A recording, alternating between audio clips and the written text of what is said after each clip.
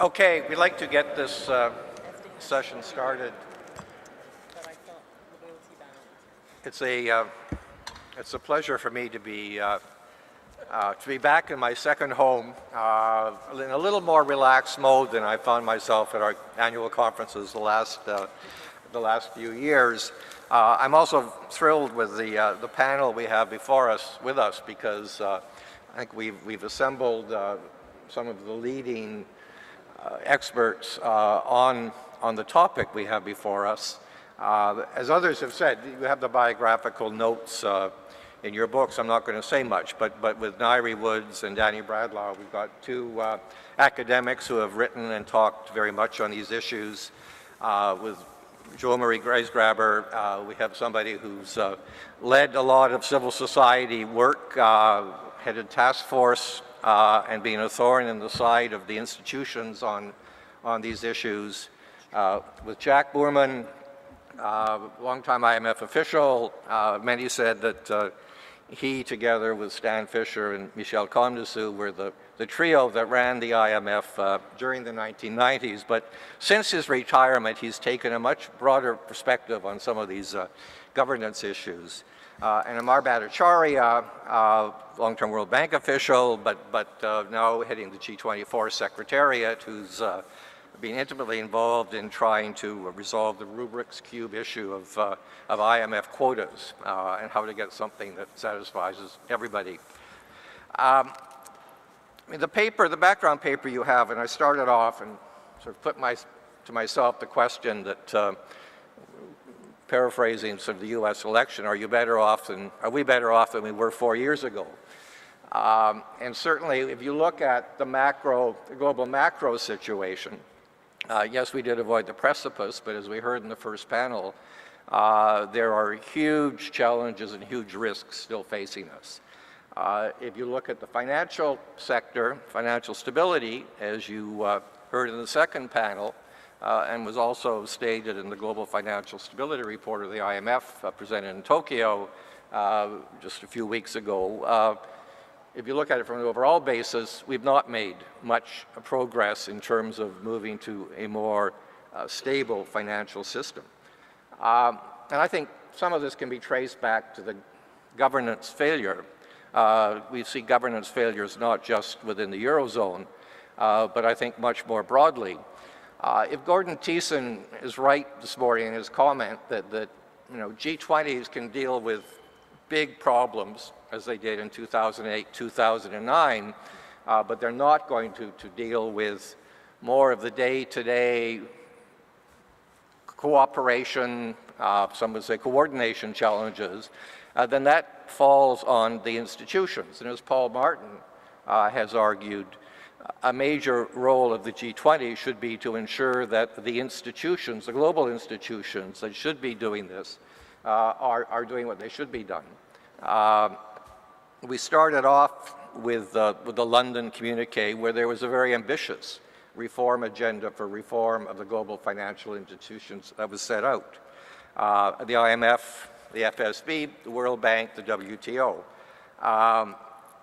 But if you look and see what has been done, the ambition has faded. There's been a lot of focus on the IMF and quotas and representation. They're very important symbolically. I would argue they're not so important substantively. But if you look, the 2010 agreement was heralded as a historic breakthrough. Well, the 2010 agreement on quotas doubled the size of quotas for the IMF, which meant that, in fact, brought it back in relative terms to where the fund was in 1998. Between 1998 and 2010, the global economy expanded to 125%, world trade had expanded 200%, financial markets had expanded much, much more. So relatively, the fund was not quite back in terms of relatively finance given its role. If you look at the board, and this change, there are going to be 2 less developed European chairs. So we now have Poland has replaced Belgium as executive director, as an example. I mean, I would argue that these are marginal changes. In fact, they've not been legally implemented yet because the necessary legislation has not been passed. And so we are left in a situation where if the institutions haven't been strengthened and the G20 is not capable of playing that role, do we find ourselves, in fact, in a weaker situation today than perhaps we did 4 or 5 years ago? So with those incendiary comments, we've agreed to go alphabetically. Nairi has to leave us at 3:30 to head to the airport to catch a plane. So we're going to try and run this as efficiently as possible to try and get it all in within our allotted time frame. So with that, first let me turn to Amar Bhattacharya. Thank you, Tom. I didn't find your comments nearly as incendiary as your paper. Indeed, I thought when I read your paper, it was extremely insightful and utterly depressing. But I think you put everything in a very fair perspective. So I'm going to really pose 3 questions to myself and hope it helps in stimulating a discussion. The first is the G20 on balance a positive or a negative force on reform of the international institutions? And I mean broader than just the fund. So I'll take that as the first question. Second is, where does the rubber hit the road in terms of the reform of the IMF? And third, what's the challenge for the bank? And I will argue it's even more daunting.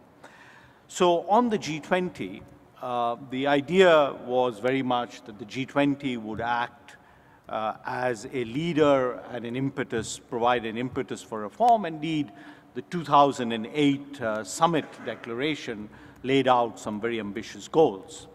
And, they have been acted upon, not only in 2008-9, but also in 2010. At the moment, the G20, as we heard, is struggling. But I would argue that the G20 remains a positive force for pushing the international institutions on reform, in part because at a political level, that's where the leadership lies. Second, the G20 plays a very important role in the architecture in terms of coordination and gap filling. There are many areas that have come to the fore, not just in the financial crisis, but in areas like energy, in commodities, in disaster management, where you need coordination across international institutions.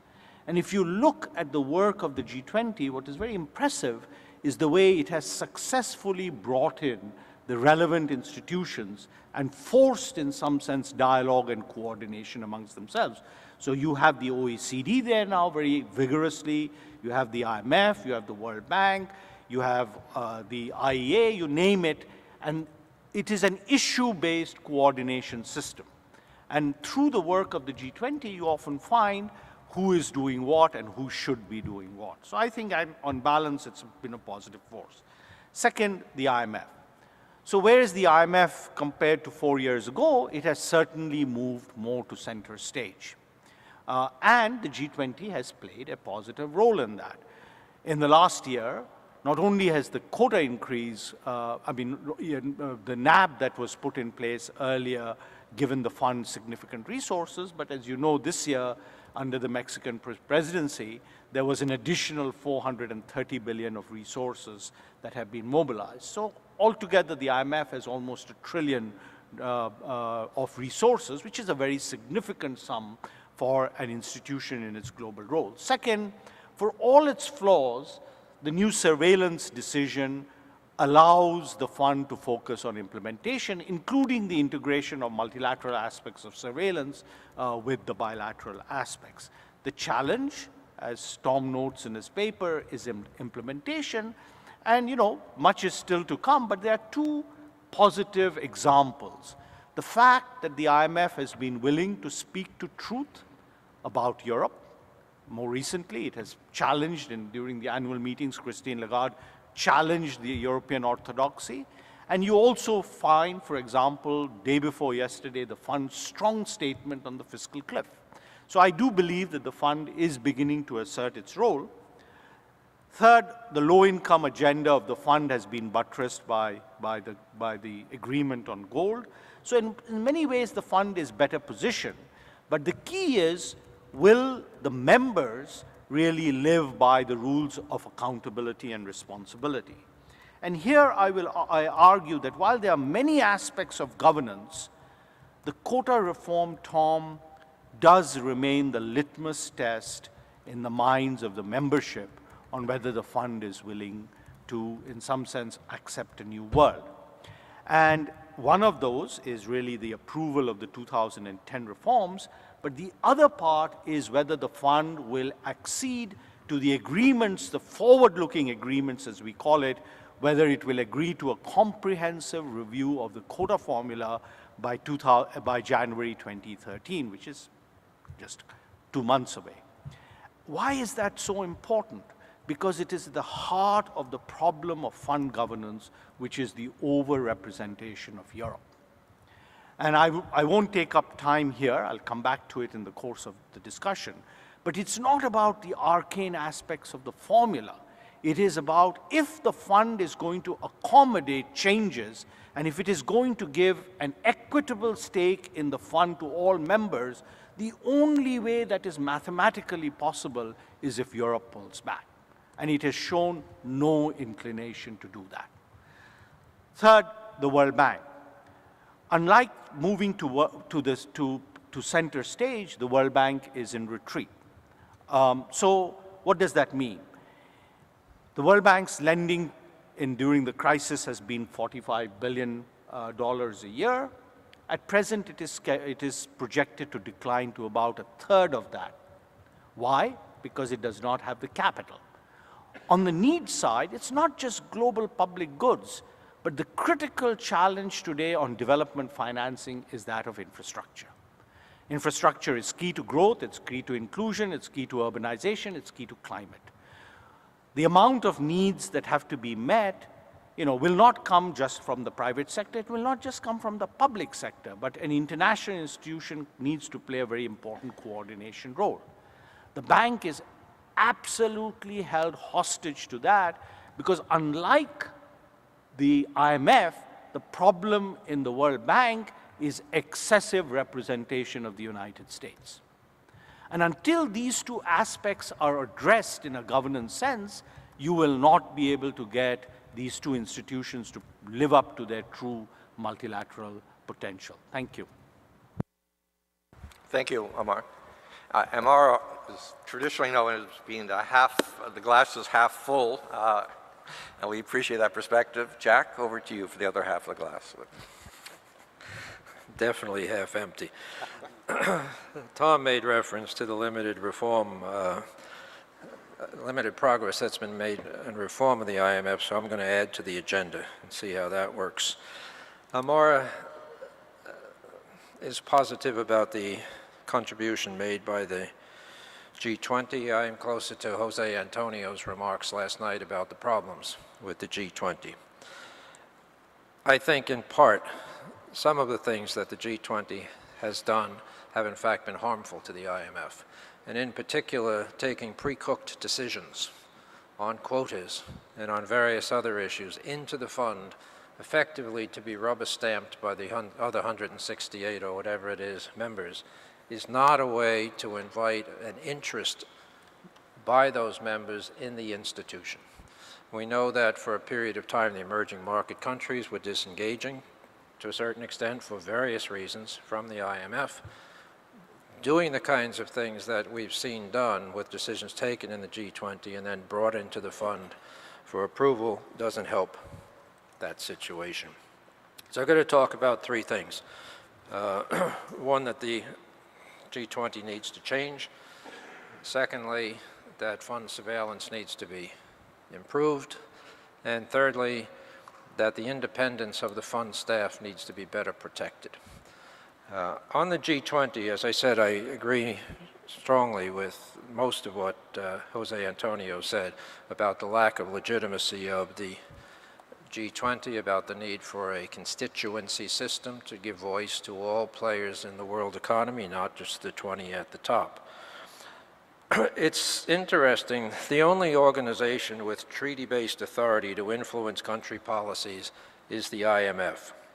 It strikes me as odd that the 20, who are signatories to the Articles of Agreement, which says the IMF is the forum for international monetary cooperation, go off and separately declare themselves as the premier forum for economic and financial cooperation. It seems to me there's a serious inconsistency there. How do we change things, though? I think as far as the G20 is concerned, there needs to be a move to a constituency system, but I think the way it needs to be done is through a merger effectively, I use that word guardedly, of the IMFC and the G20. When the G20 at the finance ministers level or governors level, and even at the leaders level, when it meets to discuss economic and financial issues, it should meet as the IMFC.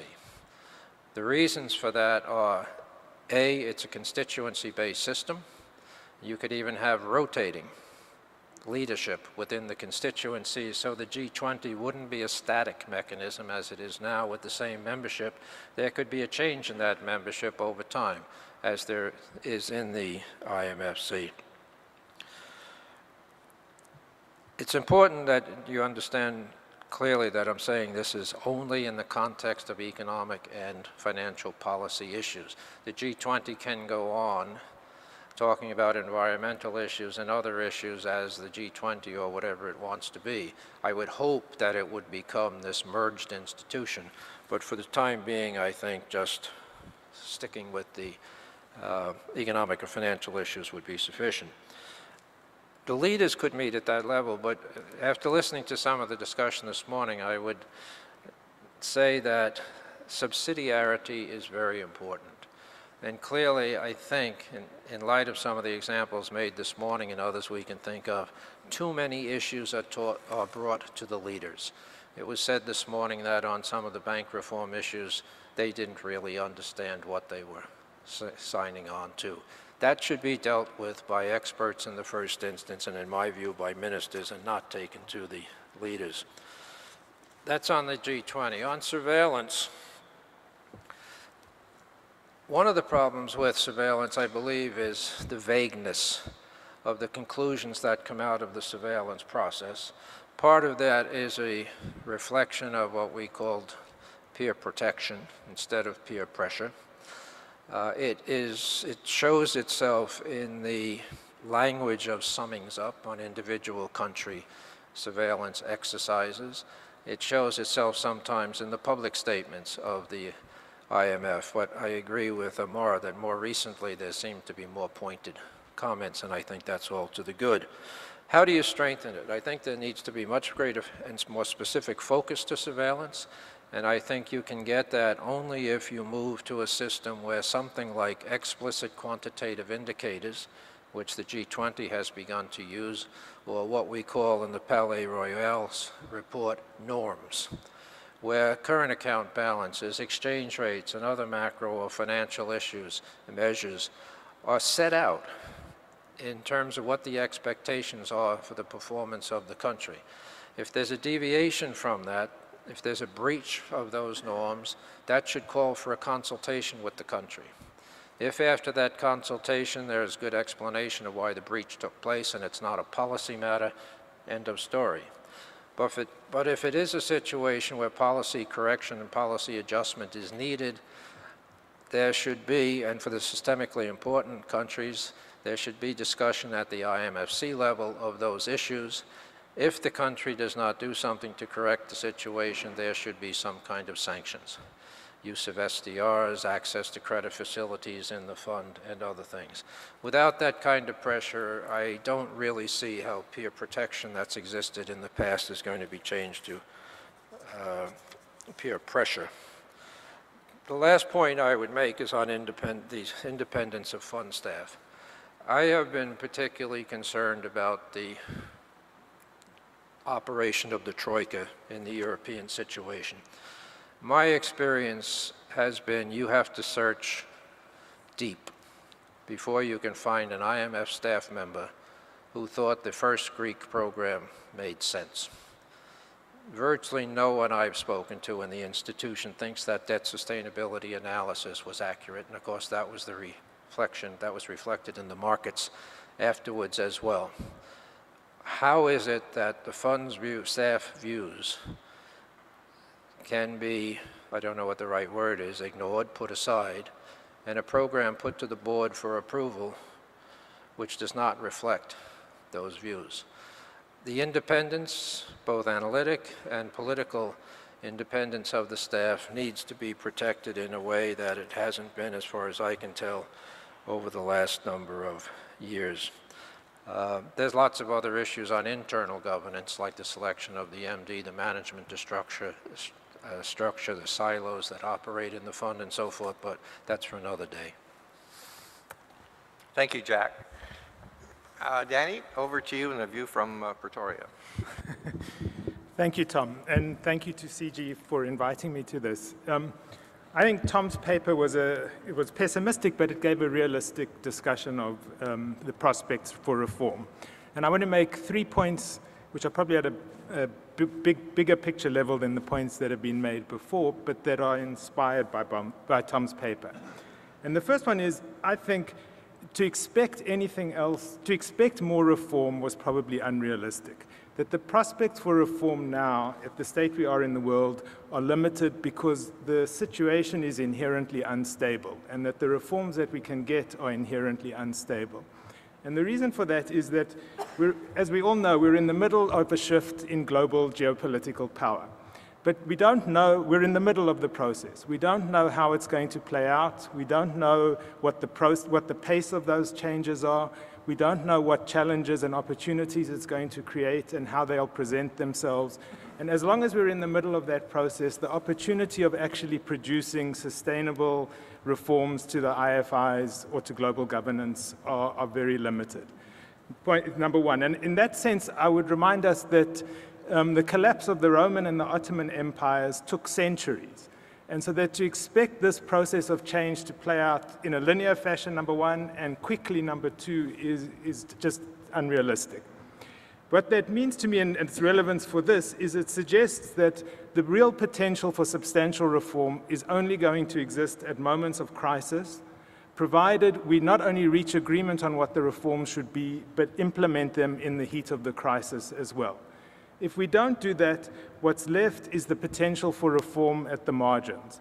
And that's true whether we're talking about mandate reforms, scope reforms, or governance reforms. And it seems to me that the challenge that leaves us with is how do we work out what the potential for marginal reforms are, and how do we make sure that we fully exploit that potential in every way that we can. And because I know the members of the IEO evaluation panel are here, I would suggest to them that this is one of their challenges, is to make sure that we do that well and exploit those possibilities. And that leads me to my second point in talking about strengthening IFI cooperation, which is, what's the goal of what we're trying to do? How do we actually know whether we're getting good reform or not? Because we can only assess whether we're doing a good job either substantially or even at the margins if we have an idea of what the goal is.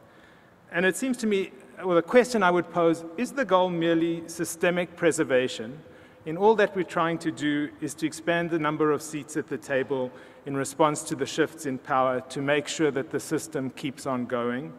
Or are we really trying to change the way we do business and to do it in a way that we're able to respond effectively to the problems of the economic, environmental, and equity cliffs that we talked about last night and that we talked about today? And I think you can tell from the way I phrase that question what my answer to that question would be. And I would suggest that, in fact, the world's not oblivious to that question. And in fact, there are a number of initiatives which at least are efforts to get to that. And I think the relevance of the debate on the beginning of the debate on the post-2015 development agenda is in part a way of starting to ask that question. I think at an institutional level, we're seeing that beginning in the World Bank with the beginnings of the safeguard policy review, which also raises questions of how we do business and how we do it in a sustainable way. And I think in regard to that, we should remember that the last time the international community tried to come up with a document that expresses how we see the way we should do business and the way in which the international community should relate to individual states and the way those individual states should relate to their citizens and the way the international community should relate to citizens was the drafting of the Universal Declaration of Human Rights. And to remember that the only reason we got a Declaration of Human Rights was not only because we had a wonderful team of negotiators in the UN at that time, but because in reality nobody cared that much or thought it was that important. And so that everybody supported it because it sounded good, but it didn't mean that much. And that it took decades of hard work by states and non-state actors to convert that document into something that now most of the world thinks of as customary international law. And so that this process is not something that will be easy, but I think it's something that's ongoing. And that leads me to my third point, is that as we're evolving towards this, we need some sort of a methodology for assessing how well we're doing. What kinds of reform efforts exist, and how well do we take advantage of the opportunities that they present? And we need to make sure that that assessment makes sure that we're responding to and serving the needs of all states and non-state actors in the system, at both a national, local, regional, or international level. And I would end just by suggesting that we have a project in South Africa looking at this, trying to do this, and looking at how do these how does this affect Africa, and how well is Africa's interests reflected in global economic governance. And there are 5 factors that we look at in trying to assess this, which just to put on the table for discussion. The first one, obviously, is what's the goal? What are we trying to do? Second one is, do the mechanisms show appropriate respect for the few international legal principles that are actually applicable to everybody in this area? The third one is, at an institutional level, what do we do to make sure there's good administrative practices and procedures in each of the different institutional structures? Fourth one is there comprehensive coverage? So are all the needs of all the different actors and stakeholders in the system being satisfied? And the final one is what I call coordinated specialization. Do we have organizations that are specialized to deal with their particular areas of mandate? But do we have the mechanisms for coordinating them in an effective way as well? And with that. Thanks, Danny. Jo Marie. This is an intimidating panel to be on. Okay, in terms of the legacy of the G20, and my focus will be on the IMF, first of all, the singular initial benefit to the IMF of the financial crisis was that it rescued the IMF from obscurity. It was at a point where it had exactly one country it had market rate lending going out to, and the first task of DSK was shrinking the staff, for good or bad. That was the first act. But he had the political wisdom to grab onto financial crisis, and suddenly the mandate of the IMF was inflated hugely. Another new result of the G20, of the financial crisis, is that the IMF is no longer divided between creditors and debtors as it was for many years, but it's in Europe, exclamation point. That's quite dramatic. It is also beginning to allow diverse approaches to the solution of problems, unlike a long history, or at least according to Jack Borman, an alleged history of cookie-cutter policies for all borrowers. And the major powers within the fund have lost a significant amount of legitimacy when the US and the UK themselves are the source of the global problem. The IMF, as with many institutions born after World War II, were born in a very different time when there was a single hegemonic power, etc. Many colonies. The agencies of the UN were designed almost as silos, and they have become over time bureaucratized, not to say routinized with barnacles. The governance has been one of the status quo or older powers. We've heard this reportedly, of creditors controlling and debtors taking taking rules, taking orders. But now those categories are scrambled or are at best their porous boundaries. There are three tasks that should be achieved by this institution. One is global financial stability. Can we have stability and growth without austerity? Can we have growth, austerity, and stability all going on simultaneously? That's a major challenge. So with global financial stability, there are many who still call for the unrestricted flow of capital. And my question is, why not the unrestricted flow also of goods and of people? Why can some have unrestricted flows but not others? In looking at growth, not only do we need growth and financial stability, we also need growth with equity within the limits of the ecosystem. We need legitimacy that conforms to changing power configurations with new demands for real-time transparency that addresses the profound inequalities and dissimilarities among players, whether it's nation states or more local institutions, differences in the number of people, the resources available, the nature of the economy, regardless of how they're measured. There have been some recent positive incremental improvements within the IMF. For example, whereas the staff all started out as macroeconomists without in-depth knowledge of finance or microeconomics, they are beginning to understand finance because they have this new role, so hats off to them for re-education.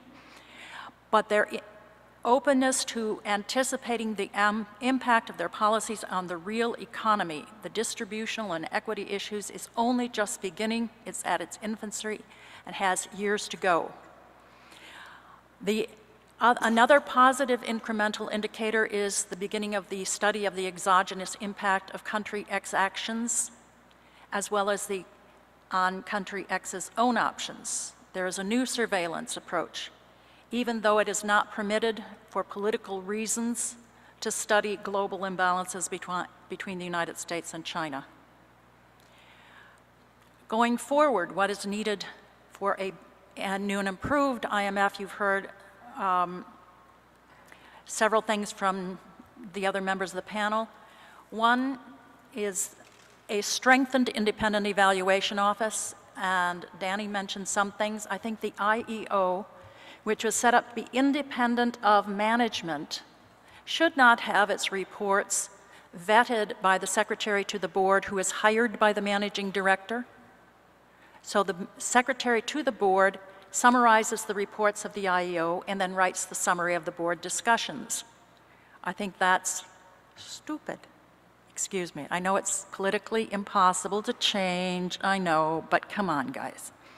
The other thing with the IEO is that the board asked management for a periodic assessment of how well the recommendations have been implemented. You will see that these periodic assessments always show that everything is either on time or completed perfectly. Something's wrong with that picture when the IEO keeps raising the same issues. So those are some, I think, some basic strengthenings of the IEO. You can name others if you will. A second problem of the IMF is governance, although what I would say is the quota formula is on its way to being strengthened, thanks to Amar and all of his cohorts. I think the IMF and the World Bank have brought us the genius of the constituency for international representation and for global institutions. However, a core issue remains the absence of accountability of the executive board. Jack and Danny and several other people were involved in a study we undertook, and we defined accountability as transparency, participation, evaluation, and an external complaint mechanism. I would say the one point that hasn't been raised so far is, in any of these discussions, is the evaluation of the board itself, either whether self-evaluation and by what criteria. Are they accountable to their member states? Are they accountable to the populations whose governments they represent? Are they transparent? So There's the evaluation of the board members by the countries and people who sent them, peer evaluations, and the role of the Board of Governors to evaluate the performance of the board. Those steps simply have not been taken, and Danny gets a chance at this point to talk about the need for external complaint mechanisms. Now, what I really find problematic with the board is you present them with what their responsibilities are according to the Articles of Agreement, and they say, well, that you are just too legalistic. That may be what it says in the Articles, but we cannot act that, we cannot do that because of politics. If political feasibility does not allow them, the board, to assume its full responsibilities, what needs to be done to dramatically restructure the board? And I would footnote Reverend Dr. Stephen Pickford for some concrete suggestions. So what is the role in the IMF going forward and effective international cooperation? It must be transparent and accountable in order to be genuinely effective. Thanks, Jo Marie. Just in the interest of disclosure, for those of you who don't know, these references to the IEO, up until 2009, I was director of the Independent Evaluation Office. In its terms of reference, there's a requirement that there be an independent outside evaluation done of the effectiveness of the Evaluation Office every 5 years. First one was done just shortly after I took over as director. And in fact, Nairi was a member of that, that panel. It turns out that a current panel is being appointed in there for the second review, and they're in the midst of their work. Turns out that Antonio Ocampo, Stephen Pickford, and Cyrus Rastomji are the members of that current evaluation panel. So there are some cross messages perhaps going on here, and I just want to assure the current evaluators that I had nothing to do with any of the comments that were made here, but with which I must say I find myself in agreement.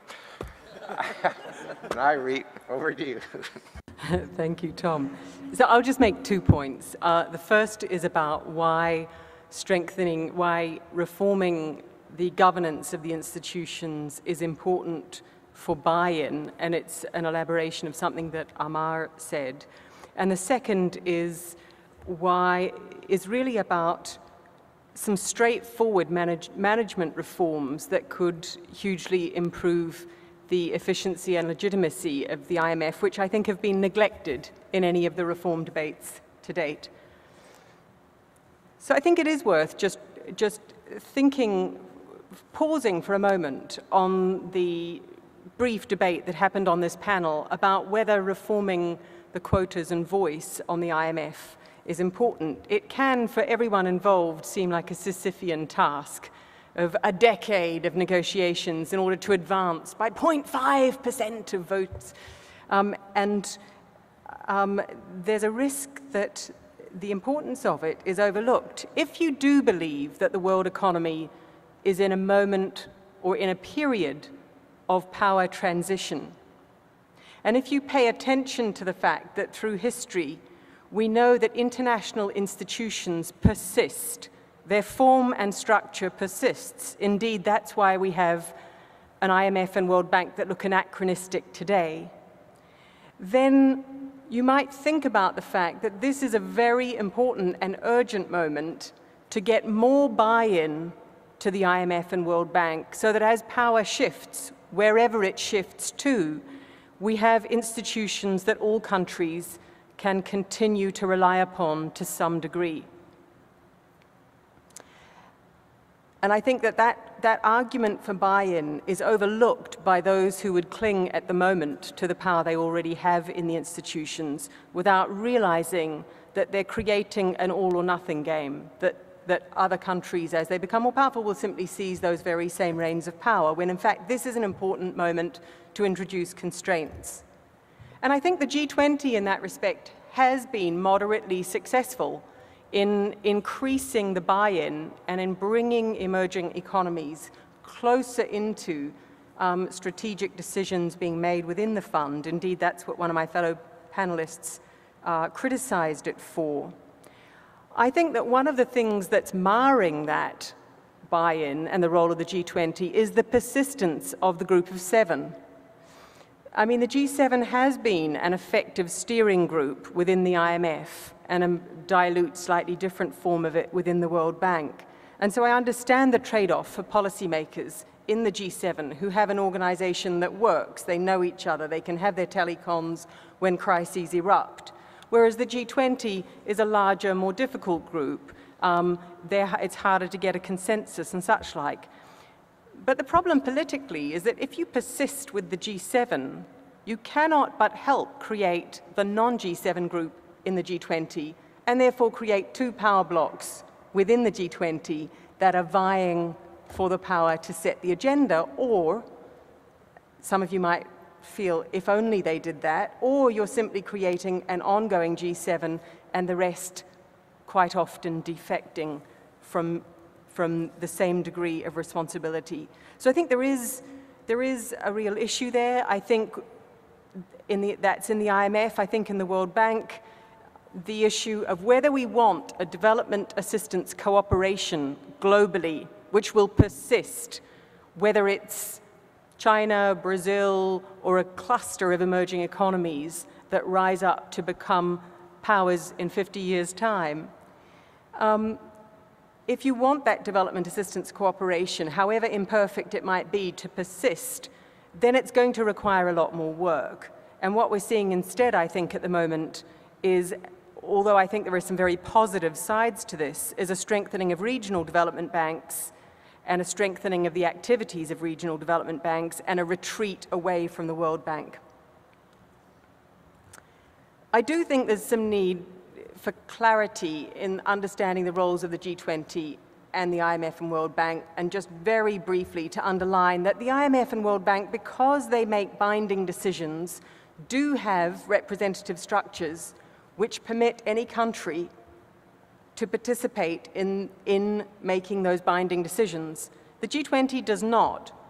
And there's no point trying to create a G20 that does, because that would simply replicate. The G20, by contrast, is an agenda-setting coordinating group whose strength lies in the fact that it travels very light and can meet very quickly and set an agenda for the institutions which necessarily move slowly. There's no point pulling our hair out and saying the IMF should move faster. It has to move quite slowly in order that it follows due procedure and engages proper process to make binding decisions. But now let me move to just what I would call some straightforward management reforms. And here I'm saying something a little bit different to Jo Marie. I think actually there's been too much focus on the executive board, which we all know doesn't really make that much of a difference, except that it's convenient for managing directors and senior management to blame the executive board for being unable to do what they would otherwise do. I think there's been too little focus on the accountability of the senior management of these organizations. Let me throw out 6 suggestions of what we should hold them accountable for. And this is individually accountable. So first is the mandate focus of the organization. Okay, now the managing director, the president of the World Bank, can keep saying, well, it's my board that keep insisting that I do these 100 things. But you can track whether they're pushing back against that or not, whether when they're giving new mandates, they actually get rid of old mandates, and whether, most importantly of all, and I think this is one of the diseases of the IMF, the World Bank, and even more in other international organizations, whether the senior management are focusing on what they can do most easily: reorganize their own institution, monitor, report, research, coordinate in some loose sense. These are the things that it's easy for international organizations to do, but it's not the things that you actually need them to do. And so to really think about how we hold the institution, the management of the institution, to account for their contribution on the crucial collective action problems that we need them taking decisions on. A second is on staffing, ensuring that not just the recruitment of excellent staff to senior roles, but the dismissal of staff who are non-performing. There's been a marked improvement on this in the institutions, there's more scope to go, and there's a formal accountability for it that isn't in place.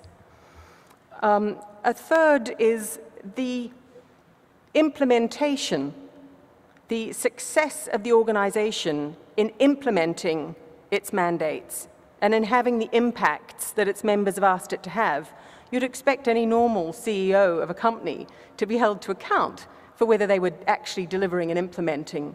And we don't do that for the heads of organizations. A further one is cooperation with other international organizations. And here I think this one's really important. I don't think you can just leave it to the G20 to play conductor of the orchestra. I think every head of every international organization should be held to account for how closely their organization is working with other international organizations to deliver what they need to deliver. The way in which the senior management manages stakeholder and membership participation is another very clear element on which the senior management should be held to account. And finally, and given recent shenanigans in the previous two IMF managing directorships, a real transparency about the senior management team, a personal transparency. Their expenses should be online, their travel should be online. There are organizations of government that now do this, and given the egregious problems that have emerged on these things, these, I think, are important things to push for in the name of good corporate governance. So those are 6 things that I think the senior management of these organizations should be more tightly held to account for, and that would help make the institutions not just more legitimate, but more effective. Thank you. Thanks, Irene. I think that's been a good round. Because there's a lot of expertise in the room, I'm going to move a little more quickly to the tables for questions, but perhaps let me just throw out a couple that I'll invite panelists, if they want to respond to. Amar talked about the importance of the quota change, and Nairi stressed that it's important for buy-in. I guess the question I have is those who have studied the quota review, the quota formula, which determines quotas, and which the new formulas to be agreed by January, which is another target that's going to be missed, know that there's always an element, there's the mathematics of it, and you can get all sorts of criteria to get to something close to where you can then do a political trade-off and get agreement, and there's always a political element to it. I guess I just wonder whether it's possible to devise a formula that will get us close enough to the buy-in that I think Nairi rightly analyzed, or whether we have to really redefine the role that quotas play in the institution. And maybe quotas should apply to financial decisions, but maybe we need to change some of the decision-making process. Maybe we need to move to a double majority voting system on some questions, as one of Jo Marie's earlier task force reports recommended. Maybe we need to separate surveillance out from under board approval. I mean, can we find the right formula for sufficient buy-in? And I think that is a critical question, just by focusing on the quota formula, or do we have to put it in a broader context of the full decision-making process of the fund? So let me throw that out to the panel, to anyone who wants to jump in on that one. Yeah, I agree that you have to put the quota formula in the broader context of decision-making. But it does have an influence, and for better or for worse, it has become right now a lightning rod of commitment to meaningful reform. And I think it's precisely in the way that Nairi said, with 2 additionalities. One is, to what extent is the fund reflecting changes that are taking place that are not marginal, that are very large? To what extent is taking place? In doing it, how is the fund also ensuring that this is not just about the new powerful and the old powerful? How does it ensure that the 140 members who are neither powerful nor rich have an equitable stake in the institution? And third, I think very importantly, you're not going to get this change immediately, so how do you manage the political transition? But you cannot have a system in which Europe's quota share is a third more than its share in the world economy, and you cannot have a system where its calculated quota is higher than its actual quota. Then you will neither be able to accommodate the dynamic, nor will you be able to accommodate the disadvantage. And that is the heart of the political economy issue that the fund is confronting right now. I think it's only a small part of the broader and more, perhaps even more important governance issues. But at this point in time, in the discussions that have happened, it has become the lightning rod. So that's the way I would leave it. Although Europe can't even agree on how they want to govern themselves, let alone how they want to be reflected in international organizations, which leads me to wonder whether the time frame you're looking at for resolution of this is at all realistic. Jo Marie? Yeah, thank you. First of all, I want to say that the buy-in through the G20 and through the quota formula of the emerging powers, I think it's something really to be celebrated, because in previous centuries, decades, we would have wars to figure out who's the biggest, baddest power on the land, on the planet. So I think for that reason, we should all be celebrating that we have to wrestle with these problems. Now, on the IMF quota, I think there are some approaches to the quota. Amar's work has been brilliant in this. The BRICS have been working very closely, surprisingly, with the United States on approaches to the quota formula that do respect the emergent powers and the interests of the poorer countries. But there are other innovative approaches. One is that of the double majority that is really designed by the Bretton Woods project out of the UK. And a more recent one that I just read about is based more on regional representation, and you depend on the regions to do the circulation, and each region is allocated a comparable amount of votes. And then the region itself determines how many constituencies and how to allocate votes within that, which of course has a lot of snakes. Speaking of snakes after the fall, it can be a snake pit, but I think it's a creative approach that can complement the regional banks and the regional monetary arrangements that are emerging. I mean, I think we can come up with all sorts of brilliant technical fixes for the quotas and different formulas and different voting arrangements. But at bottom, this is a political issue. I mean, the original formulas were politically designed, and any other solution is going to be politically designed as well. Someone this morning said we're approaching a Bretton Woods moment where we can have another conference like a Bretton Woods moment. I disagree. I think what we're really approaching is a post-First World War moment where we have a shift in power where the old order doesn't have the full ability to manage the system the way it used to, and the new powers don't yet have the political will or the capacity to take over leadership. And that's why we're in this difficult moment. And that in this particular environment, why would the Europeans give up the power that they have in the IMF?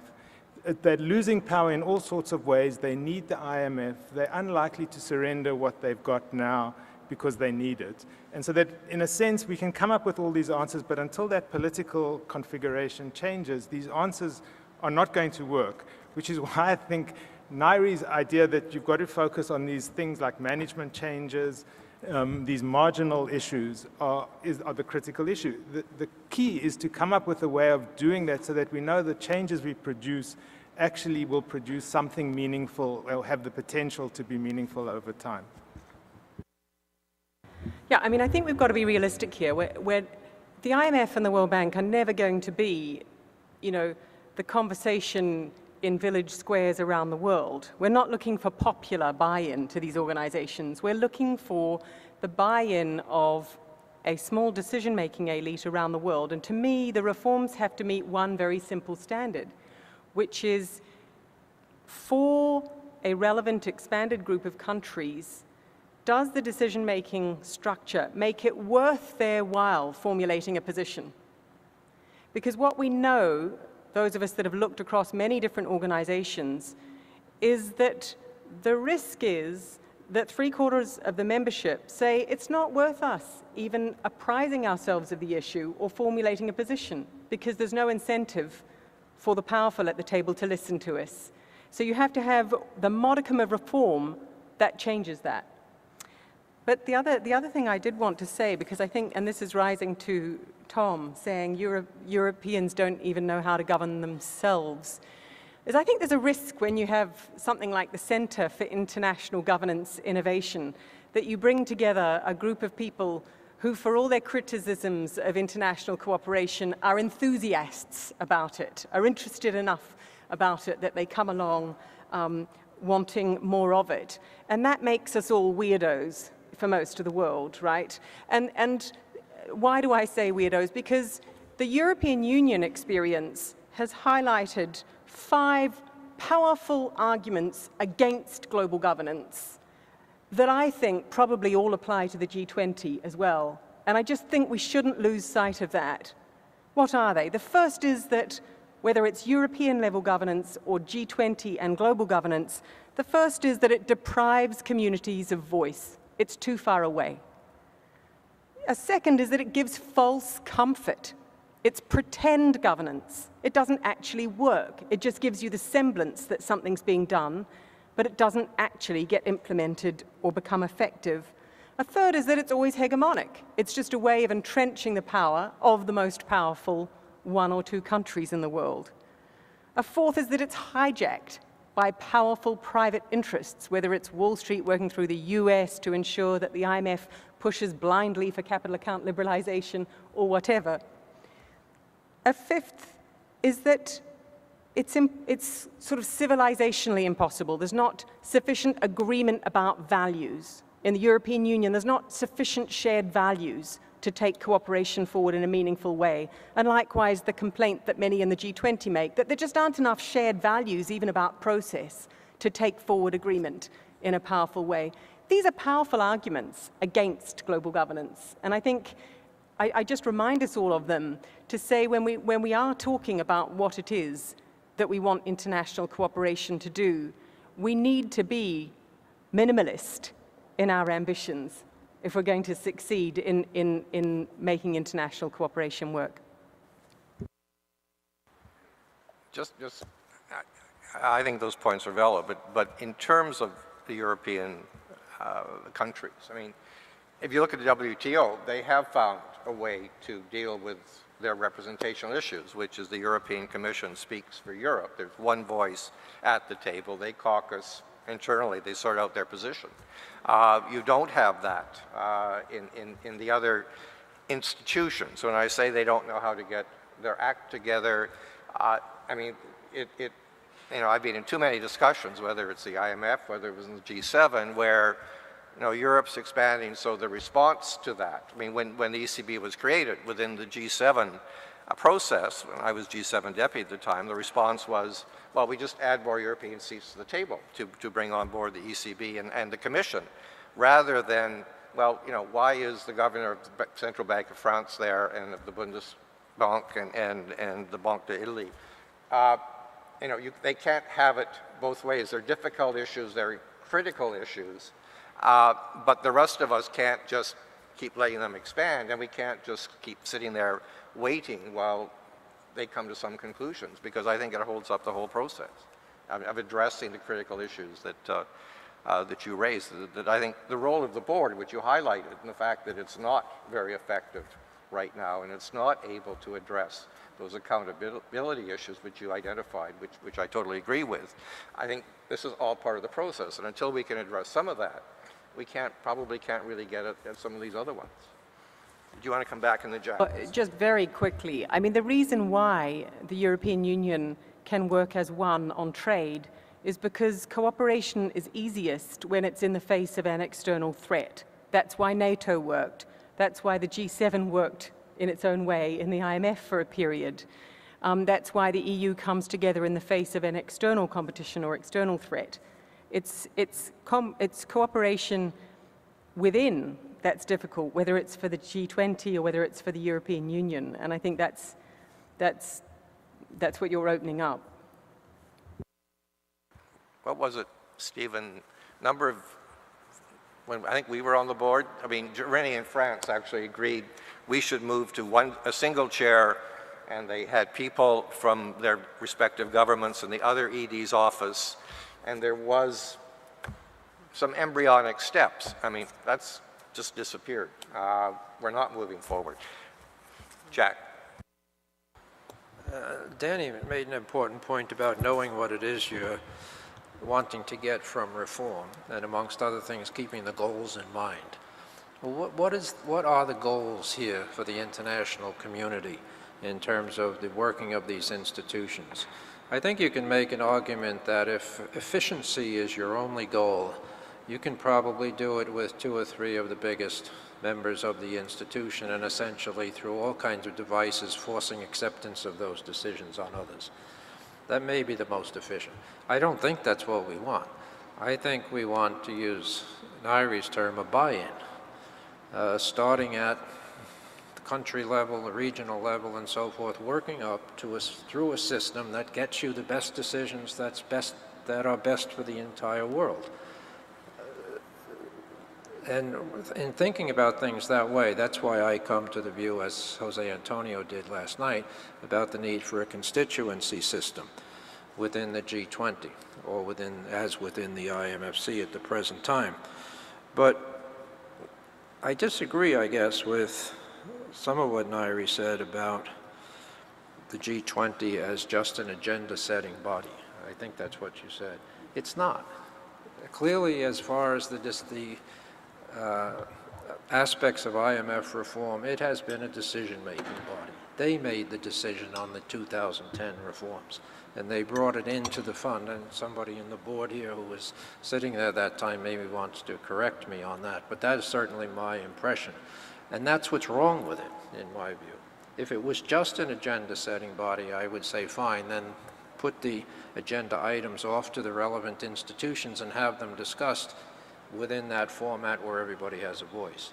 But if they're going to take decisions and bring them into the institutions, I think you have a problem. Can I abuse my privilege of having the microphone just to make one point, which you may appreciate? This idea that the IMF ran around the world telling countries to liberalize their capital accounts, I thought that myth was put to its death in the excellent report that was done by the IEO. An in-depth report about when countries made their changes, when they liberalized, why did they do it? They did not find out that it was pressure from the IMF, except in a very, very, very limited number of countries under specific circumstances, like Korea after the 1997 crisis, because they had really messed up the way in which they liberalized the system. And the fund, as part of the conditionality of that program, said do it differently. But over the sweep of history, that simply has not been the case. Can I just make one point? So just one quick retort on that, Jack. Let me just ask one question. Why in 1997 was it proposed that at the annual meeting, the IMF Articles of Agreement be amended to open up capital account liberalization when the fund had not any empirical evidence that this was in the interests of member countries? It was surely only ideologically driven. No. There was maybe slightly off topic. I mean, the IEO report, which actually was done under my predecessor, but did make the point that Jack made, but it went on to say that, in fact, there was a disconnect between senior management, which brought that resolution forward, and what staff was doing, that in fact management were taking a position you could argue was theological, but in fact staff were not applying that at the time. So there was a disconnect, which gets back to some of the accountability issues you've also raised. Jo Marie, and then we'll open up to the floor. I know that Neri has to leave, but I just wanted to ask her. She's looking for a glass. Oh, she needs a glass. I wanted to ask her, who would hold the management of the bank and fund accountable? She has all these excellent ideas for management improvement, and holding them accountable to whom? And who would do the holding accountable? whether it be the board of governors, the IMFC, the development committee, the board. That would be fine if the board were to do that, and that would be great, and I would have. Right, very simple. It's the Board of Governors, and the G20 can check the Board of Governors have done it if they would like to. Amar? Just want to come back to the issue of the G20 and the fund that Jack raised.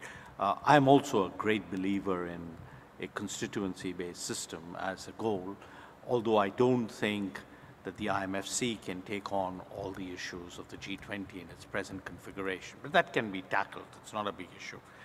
The issue of the day, though, is the G20 an unblocking mechanism or is it a blocking mechanism? Let me explain what I mean by that. If, for example, you have a stalemate in the existing governance, meaning the board or the IMFC, the G20 can play a role, which is what it did in 2008, 2009, to push the reform. Just to quote an emerging market colleague of mine, he said, we must not have forum shopping to preserve the status quo. And a lot of the perception amongst the emerging markets is the problem is not the G20, but it's more the IMF board and the IMFC when it comes to the issue of governance reform. I mean, I'm just saying that's an aspect that you have to keep in mind, but you should not take away the decisions that would appropriately be made. And it's partly, therefore, related very much to this issue of balance of voice and power.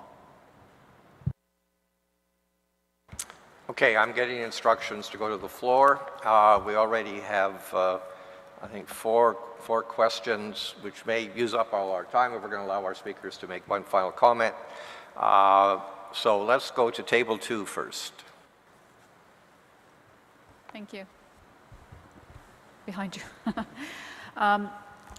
I appreciate this commentary about us moving towards better multilateral surveillance, because that's really the essence of this. I mean, I think that Mr. Gordon Thiessen at the very first session explained how when the IMF came to do its Article 4 in Canada, the one thing that they wanted to know was what was happening in other places to help explain sort of the big picture. And that's really the value out of the IMF, is it has a comparative advantage of knowledge on what's going on in other countries and being able to put the puzzle pieces together, hopefully.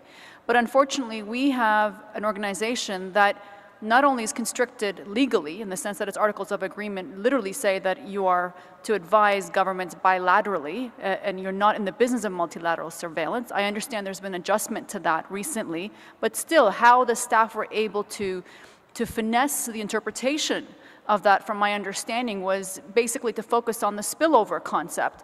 They still can't give advice on multilateral surveillance in the same sort of expectation that we would have of them, which is them to give the big picture to country officials. Now, there are still some deep organizational structural problems in the IMF that will continue to keep this sort of silo mentality, where we have area departments, where we have a Department of Africa, a Department of Europe, et cetera. We're not, forward thinking there yet to really allow this sort of cross-fertilization, either across departments or across country desks, for that matter, within regions. So there's still a lot of room to grow there.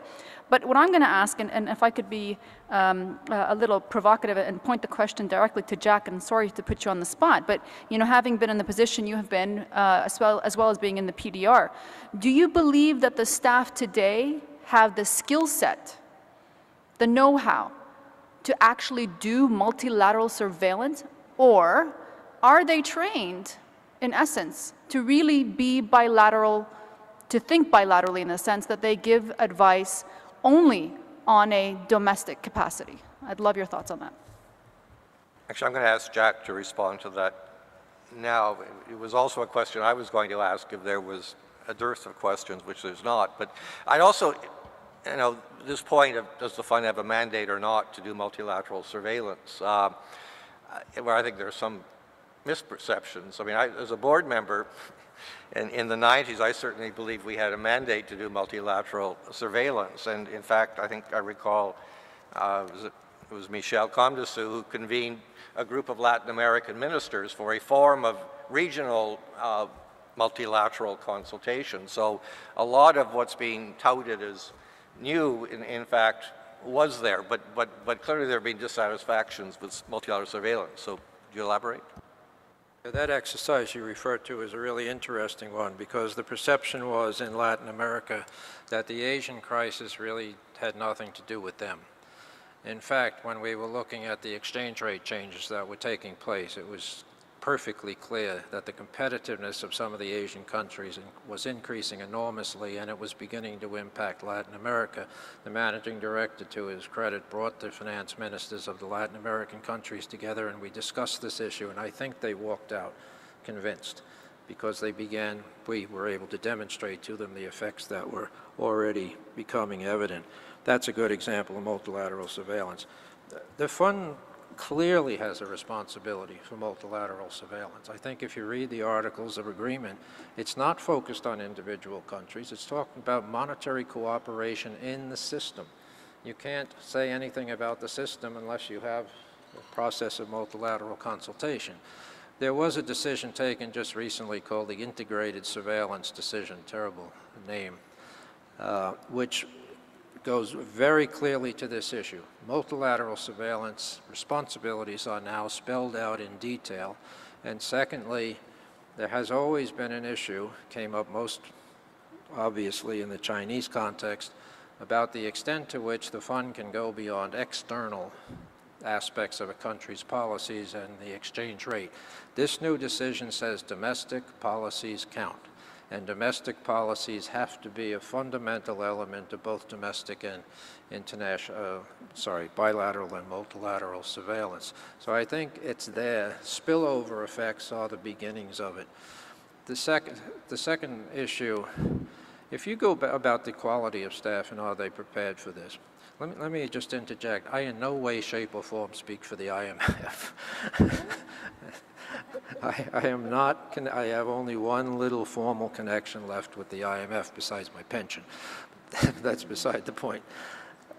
If you go back, as I did, and you look at the global financial stability reports in the years leading up to the financial crisis, you will see a distinct improvement in their capacity to analyze financial vulnerabilities over the years. It was probably not what it should have been. They identified many of the issues in the lead up to the crisis, but they didn't, as people have been saying, connect the dots. They didn't go that next step to a what-if set of questions.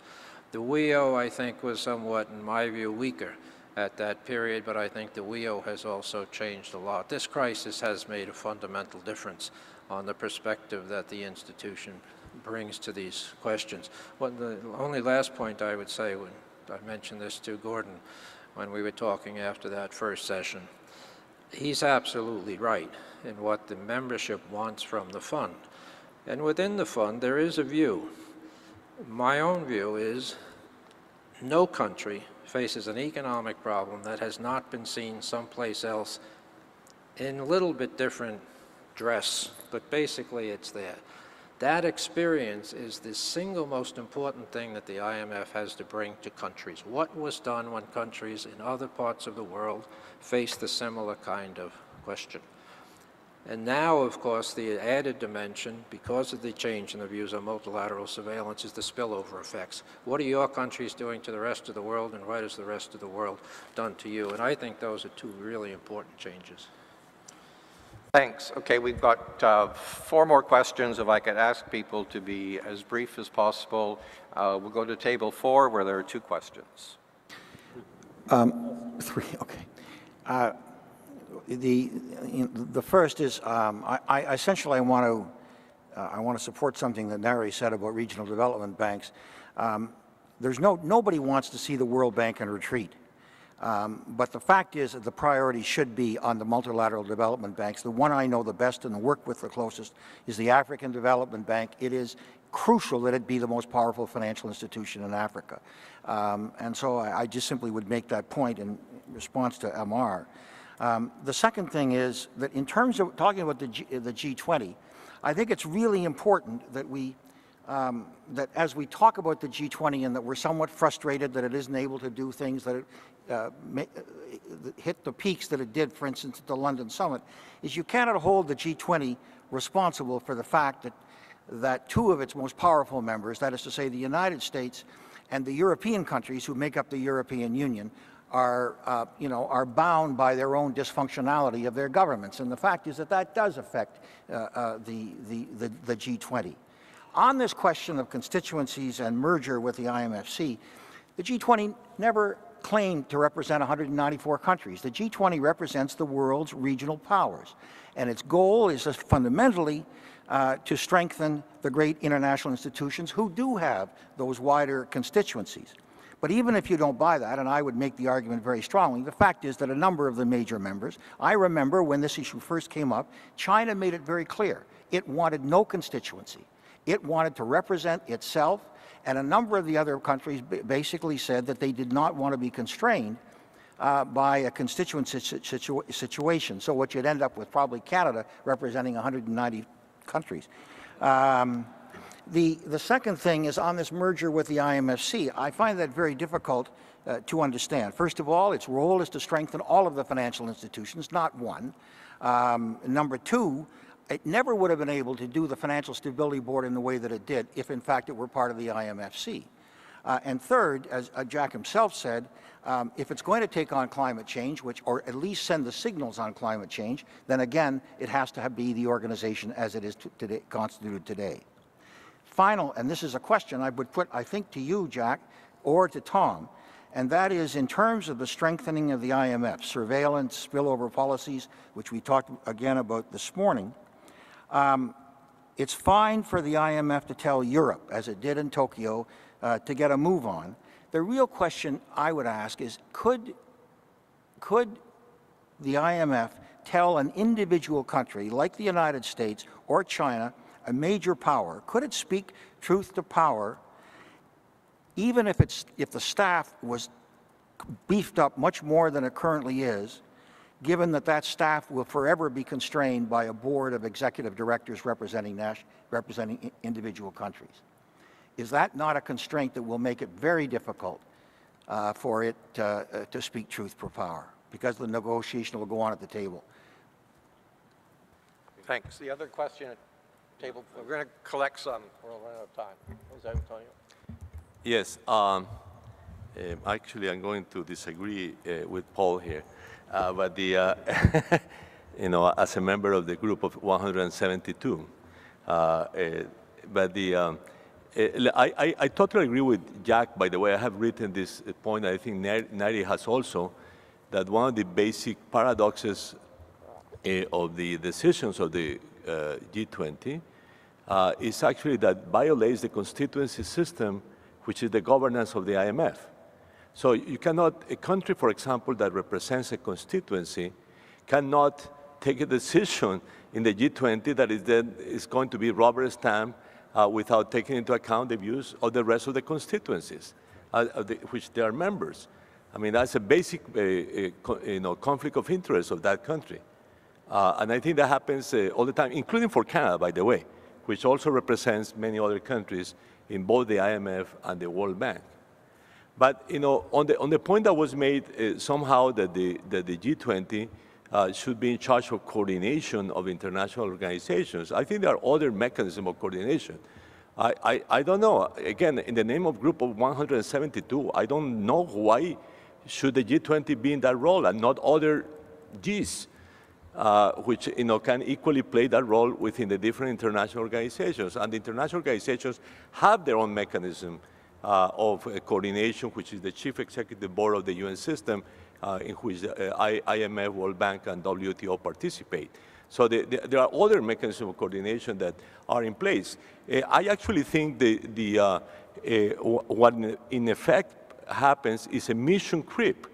And I think one of the basic deficiencies of rotating secretariats, both in the G7 and the G20, is mission creep, which doesn't mean anything in practice except that every share of a meeting adds new and new issues, but that doesn't really necessarily feed into the international governance system.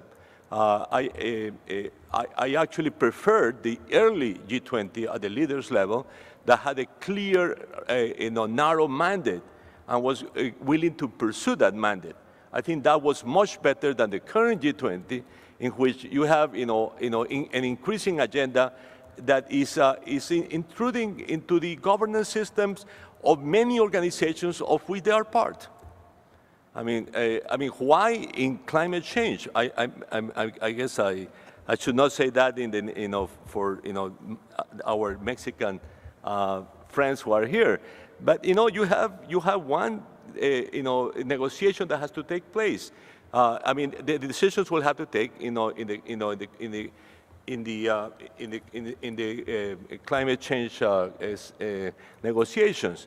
And for that, let's get, that group or any other group should get together in the G20, in the climate change negotiations to pursue that agenda. I don't think that's an issue for the G20. I theoretically think that the mission creep is one of the fundamental deficiencies of the G20. Thanks. We have time compression here. Table 3, very quickly. Well, there's 2 from table 3. I'll speak first, and then Cyrus will have a few comments. Firstly, on this question of buy-in, it's essential for the effective performance of the fund that everyone, all countries, buy into it, because it is a cooperative institution. And effective surveillance is going to have to depend on buy-in, otherwise the fund will only be effective if it can influence debtors. So buy-in is essential to it. Part of the problem, I think, is that we criticise the institution when we should realise that the fund is the makeup of all the 195 or whatever its members, and when we criticise what's happening, we should be criticising the membership of not making it be more effective. But when we come to this question of the emphasis that's put on the quota reform, the chairs and shares, and that being a symbolic for buy-in, that's fine. The problem I have is that we may never satisfy that test of what is appropriate representation. When we get to you can talk about the October 2010, you can say that 6 percentage point shift to the emerging markets and developed countries, and 2 European chairs, you could say, giving up 2 European chairs, you could say, well, is that all? We should have more, but that was quite a significant, it was hard fought, it achieved something, but you could say, is that all? Now with the review of the quota formula, my fear is that it will be a compromise outcome, as we've seen every other review of the quota formula through the fund, where not everyone will be satisfied, and you can continue to say, well, that's not good enough. And you can keep using it as an excuse for not having buy-in, and to some extent I think there's been an excuse that there's so much focus now on it that you can always have it as an excuse not to want to have the buy-in into the fund and get on with the cooperation of it. Can I come to this point about the relationship between the G20 and the IMF and the IMFC? To Jack, I say, can't they be seen more as complements, in the sense that really the G20 not having a representation, what it should be when the members turn up to that, who are they representing themselves? The main focus they should have is their own policies. The main core of the G20 should be the framework. It should be members committing, those countries turning up, the major countries saying, this is what I am going to do. I'm committing to these policies. I'm going to be accountable. I'm talking to the other major economies because we interact, we relate. We're not representing anyone. The main core of the G20 should be the framework and the policies that the countries all take to try and achieve this strong, sustainable, balanced growth. It's not representing other countries. It shouldn't be trying to coordinate the rest of the international organisations. But it can play a role, and it comes back to Amar's point, can it be an unblocker? If we have a stalemate in one of the other international organisations to get reforms, if you have leaders coming in and can get an outcome, rather than, it'd be better to focus on that outcome and say, was it wrong, or was it this question of saying, well, it was taken and brought into the institution to be rubber stamped? Do people complain with what was the October 2010 reform? Do you complain? Is there a concern about what was achieved there? Or was it just this symbolism that it was taken outside? Again, they represent just short of, 75% of the voting power in the IMF or the G20 countries. They at least got together and got an outcome, and there were some outcomes being achieved before. Do you criticise what was that outcome in October 2010, or was it just the process? Is that the problem, that it was taken outside the institution and brought back in? Cyrus. Cyrus. Thanks very much. we've had a very good discussion on strengthening the IFIs to promote effective international cooperation, and there's been a bit of a discussion about how the G20 can play into that and contribute to that.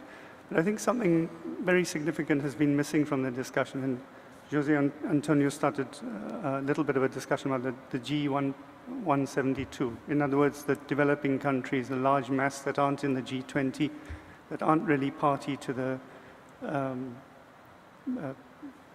contest about quotas. They're not dynamic emerging markets. They're not going to be beneficiaries significantly of this. If anything, their position may just be held. It seems to me it's missing a major area of the purpose of international cooperation. If the fund and the bank are in the business of development, they need to do a better job, and not much is being done in that area. During the crisis, I think the fund and the bank recalibrated, did well, responded qualitatively much better than they had done pre-crisis. Some instruments, some facilities, some mechanisms were improved, and they did a good job during that period.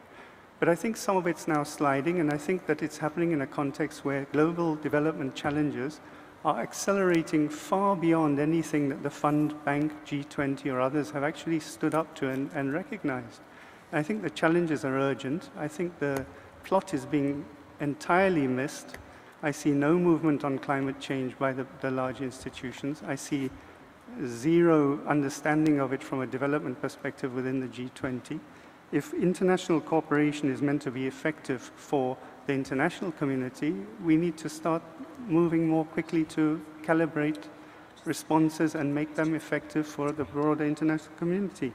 I see no progress being made on trade. No one really wants to go near ownership of the trade agenda, frankly. Everyone looks at the WTO, but the shareholders are the same.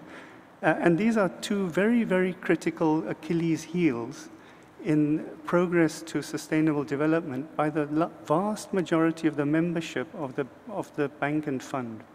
So I feel we're missing something, not only in the discourse, but actually in substantively understanding what it is we're trying to strengthen in promoting effective international cooperation. And I think part of this leads to the issue we'll discuss tomorrow, which is about leadership. I just wanted to make that point because I think it's missing somehow from the debate.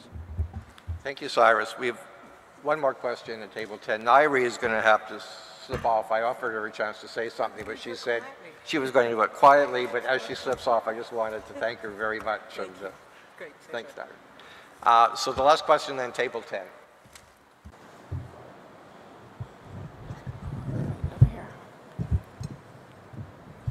The mic over here. Thank you.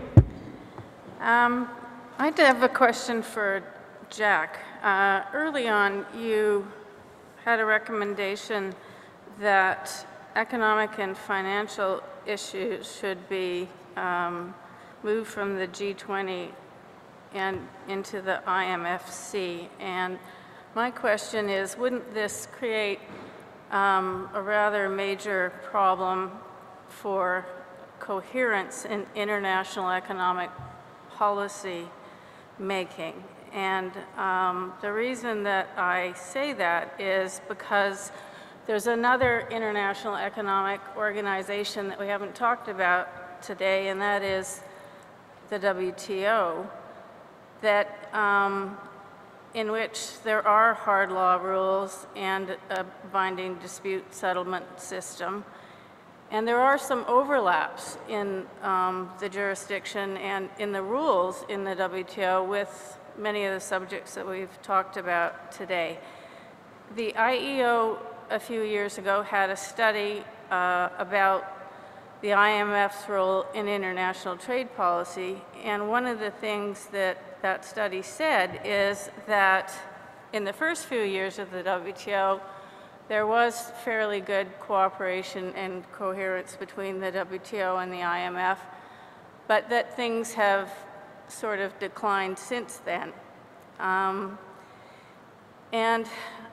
in the WTO, there are financial services rules and specific commitments. When the last panel was talking, I looked quickly to see what the specific commitments were on, for example, banking, lending, and I found, much to my surprise, that a lot of countries, a wide group of countries, actually have specific commitments on lending in the banking sector.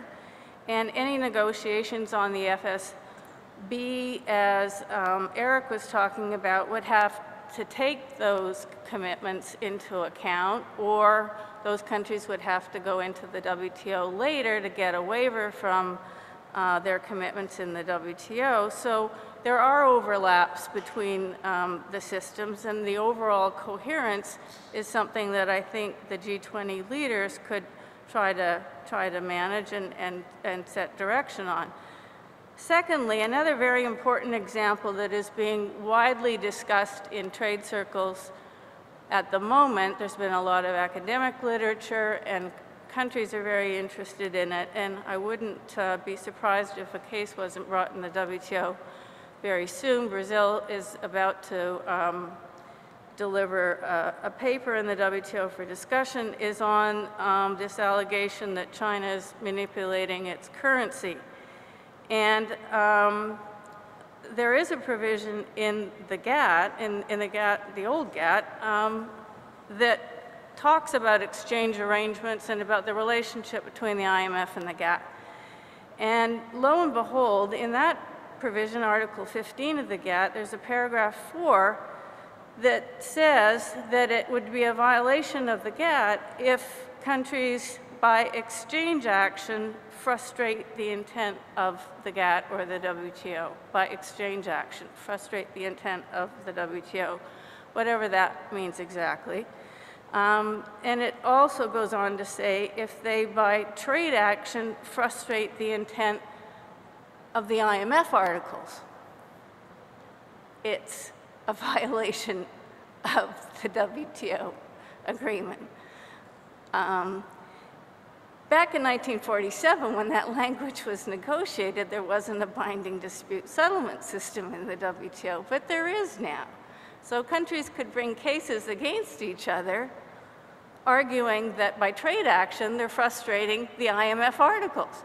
It's really quite incredible. And another allegation vis-a-vis currency, the Chinese situation, Fred Bergson and others have written about this, is many people are suggesting that it's an export subsidy, which is prohibited under the subsidies agreement. So there are overlaps, and my question to Jack and anyone else is whether we don't have a major coherence problem. Thank you. Thanks, Deborah. We'll now turn back to our panelists. I'll start with Jack. There were two specific questions to him, so I'll ask him if he could attempt to answer those in his closing remarks, any other points he wants to make, and then we'll just go around the table, and all speakers will have a minute or so to make any final comments or observations. Thank you. Let me start off by begging off the question from table 10. I think that's another conference, to tell you the truth. The point that Paul Martin made, can the staff speak truth to power? It's not a matter of the staff, and when I said the independence of the staff, I didn't mean for the staff to be going out to countries and dictating policy to them, or even doing it on their own. I meant that their views should be known, including by the board when the board takes decisions. It should be perfectly clear. How does that happen? It happens with the best analytical work that the staff can do, and getting buy-in, to use that phrase, to its conclusions by the persuasion of its arguments. And it does what it's doing that way, hopefully, is to get support from other countries for its views. It's the countries who take the decisions. It's the countries in the end. The staff doesn't do surveillance. The board does surveillance. But it's the staff's views that can feed that process and convince countries about the rightness, if you want, the correctness of the positions that the staff might be taking. But should the board do surveillance?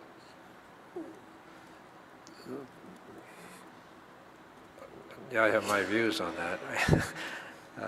I actually think it would be better if the staff and management did surveillance and not the executive board. There might, but that goes then to the whole question of accountability of management, independence of management and staff, and then the board's role in holding their fire to the feet to make sure surveillance is being done properly.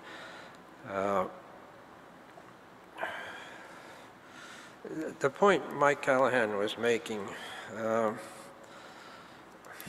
I see the point. This is about the G20 being able to look at an issue within the institutions and perhaps push those issues forward to resolution. I think that was the point. Let me take an extreme example. Suppose the issue is in the African Development Bank. Why is the membership of the G20 the appropriate forum to decide an issue like that when there's only one African country, if I'm right, African country in the G20? So I don't see that as the role of the G20 across the whole range of issues. Let me just make one point. My proposal, and I guess this does go to the question, my proposal on merging, I have to find a better word for that, the G20 and the IMFC, it is not to make the IMFC the G20. It's to bring them together. The fund has this Article 1 that says it has responsibility for international monetary cooperation. That's where those issues, in my view, should be discussed. The group, the IMFC, could be reformulated. If you had 20 chairs in the IMF, for example, you could have the G20 would be the IMFC. But they would have, as Jose Antonio argued for last night, they would have a continuity. You would have the institution as the secretariat. You would not have the kind of operation that you have now where every year you change the president of the G20. What I'm saying is bring them together. And when the issues are of economic, financial matters, that's the forum in which those issues should be discussed and decisions should be taken. And they can be informed by and then supported by IMF, toughened, hopefully, IMF surveillance. I don't know if that makes it clearer. Jo-Marie? I think I have more reaction to Jack's answer than to the questions.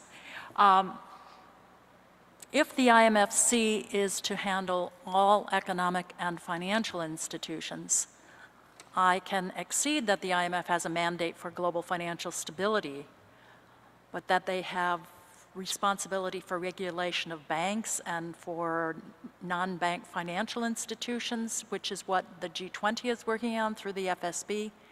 I don't understand this role. I can see the G20 serving as the IMFC vis-a-vis the IMF. I could understand your proposal there, but I couldn't see it stretching further. I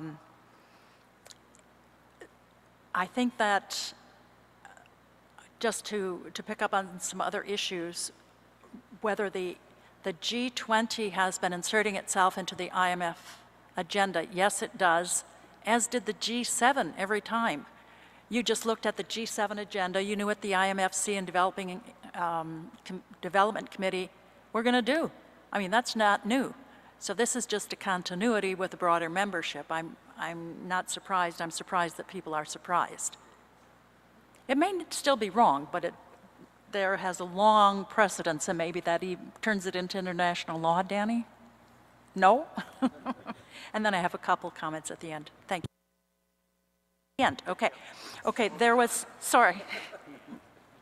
The other item I wanted to say is that I find it highly offensive, almost on a personal level, when the G20 says, well, you know, the Latin American, Inter-American Conference on Tax Administrators shall do thus and so, and the UN shall do something else. The UN Tax Committee shall do something. Who the heck do they think they are? I mean, why can they give orders to all of these different groups, regardless of who they are or what their mandate is?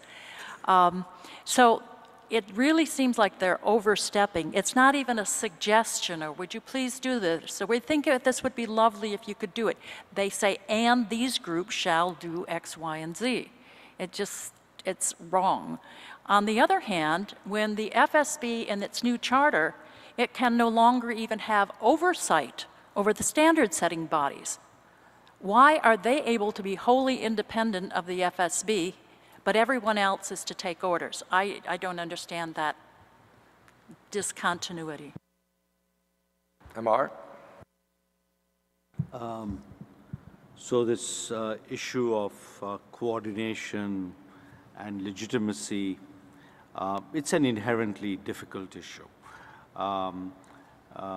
Yes, there is, as Jose Antonio correctly pointed out, increasing mission creep by the G20 as there was mission creep by the G7 before. But part of the reason is that there isn't really an alternative system that works. I mean, we would like it to work, but it does not work. And part of that is because ministers of finance and central bank governors are not actually as engaged in the UN discourse as they should be. And there isn't a mechanism, therefore, for that kind of UN system coordination. Having said that, I think that let me flag a couple positive aspects that have happened with very, very active leadership amongst recent G20 presidencies. The UN system now has a central role in the G20 discourse. They participate in the deputies, finance ministers, leaders. So in a way, all of the institutions that are relevant in the global arena are now actually in the room. So one of the reasons, Jean-Marie, why the G20 says thou shalt do this, this, this, is partly because there have been huge consultations before. So it's like not we are telling you, but that's where the global arena is. So yes, I would like that discourse to shift somewhere, perhaps with more universality, but let's face it, there is a gap. The second point I just wanted to mention is with Paul Martin. I entirely agree. When I talk about the World Bank, actually I mean the multilateral development bank system, and indeed the G20 has operated on that. And third point in response to Mike Callahan's thing, I don't think we will ever get an outcome on quota reform that everybody will be happy with. But getting an outcome that is considered reasonable by most people is an important goal. And so it's in that spirit, I think, we have to approach it. Thank you. Danny, last word. I've just got two quick points related to this issue of the G172. It seems to me, as Amar was saying, is that international organizations are playing a bigger role in the work of the G20. All of those international organizations, the IMF, the World Bank, the UN, they all have universal memberships. Part of their responsibility is that they should be representing the views of the G172 in those meetings, and they should be consulting and reporting back on what's happening in those meetings. And I hope someone will correct me if I'm wrong, but to the best of my knowledge, none of that happens, and that's a serious failing of those institutions. That's point number one. Point number two is there's one member of the G20 which is expected to play a constituency sort of role, unlike every other member, and that's South Africa, which is, as the African representative, is expected to speak for Africa as well as South Africa. And it has the C10 as a process for consultation to understand what Africa's views on issues are. It doesn't work perfectly, but it is a model that other countries could follow. And there's no reason why the members of the G20 couldn't take it upon themselves to do more of a consultation before and after meetings as well. Thank you. We've eaten into your coffee time. I'm asked to announce that the next session 4 will start at 4 o'clock. I don't, as others, don't intend to sum up. John Helliwell, who's been working on happiness indices, will do that tomorrow, and I'm sure he'll give us some cause for optimism. So that my last charge is just hope you join me in expressing our appreciation to the panel for a good discussion. The first is the G20 on balance a positive or a negative force on reform of the international institutions? And I mean broader than just the fund. So I'll take that as the first question. Second is, where does the rubber hit the road in terms of the reform of the IMF? And third, what's the challenge for the bank? And I will argue it's even more daunting. So on the G20, the idea was very much that the G20 would act as a leader and an impetus, provide an impetus for reform. Indeed, the 2008 summit declaration laid out some very ambitious goals. And, they have been acted upon, not only in 2008-9, but also in 2010. At the moment, the G20, as we heard, is struggling, but I would argue that the G20 remains a positive force for pushing the international institutions on reform, in part because at a political level, that's where the leadership lies. Second, the G20 plays a very important role in the architecture in terms of coordination and gap filling. There are many areas that have come to the fore, not just in the financial crisis, but in areas like energy, in commodities, in disaster management, where you need coordination across international institutions. And if you look at the work of the G20, what is very impressive is the way it has successfully brought in the relevant institutions and forced, in some sense, dialogue and coordination amongst themselves. So you have the OECD there now very vigorously, you have the IMF, you have the World Bank, you have the IEA, you name it, and it is an issue-based coordination system. And through the work of the G20, you often find who is doing what and who should be doing what. So I think on balance, it's been a positive force. Second, the IMF. So where is the IMF compared to 4 years ago? It has certainly moved more to center stage. And the G20 has played a positive role in that. In the last year, not only has the quota increase, the NAB that was put in place earlier given the fund significant resources, but as you know, this year, under the Mexican presidency, there was an additional 430 billion of resources that have been mobilized. So altogether, the IMF has almost $1 trillion of resources, which is a very significant sum for an institution in its global role. Second, for all its flaws, the new surveillance decision allows the fund to focus on implementation, including the integration of multilateral aspects of surveillance with the bilateral aspects. The challenge, as Tom notes in his paper, is implementation. And, much is still to come, but there are two positive examples. Cooperation, some would say coordination challenges, then that falls on the institutions. And as Paul Martin has argued, a major role of the G20 should be to ensure that the institutions, the global institutions that should be doing this, are doing what they should be done. We started off with the London communique, where there was a very ambitious reform agenda for reform of the global financial institutions that was set out. The IMF, the FSB, the World Bank, the WTO. But if you look and see what has been done, the ambition has faded. There's been a lot of focus on the IMF and quotas and representation. They're very important symbolically. I would argue they're not so important substantively. But if you look, the 2010 agreement was heralded as a historic breakthrough.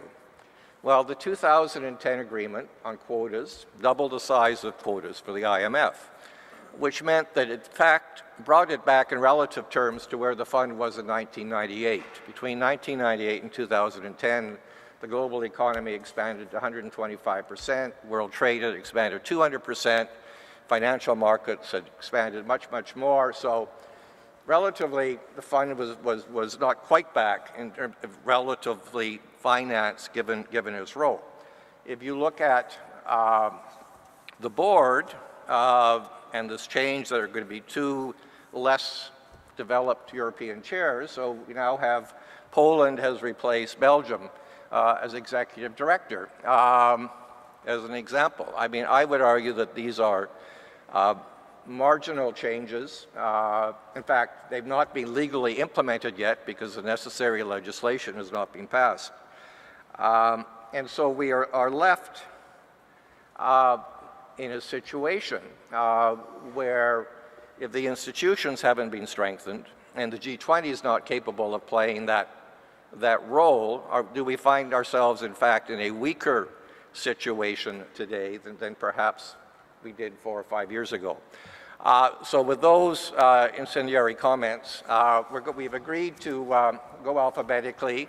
Nairi has to leave us at 3:30 to head to the airport to catch a plane. So we're going to try and run this as efficiently as possible to try and get it all in within our allotted time frame. So with that, first let me turn to Amar Bhattacharya. Thank you, Tom.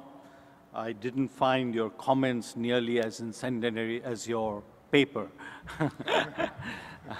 Indeed, I thought when I read your paper, it was extremely insightful and utterly depressing. But I think you put everything in a very fair perspective. So I'm going to really pose 3 questions to myself and hope it helps in stimulating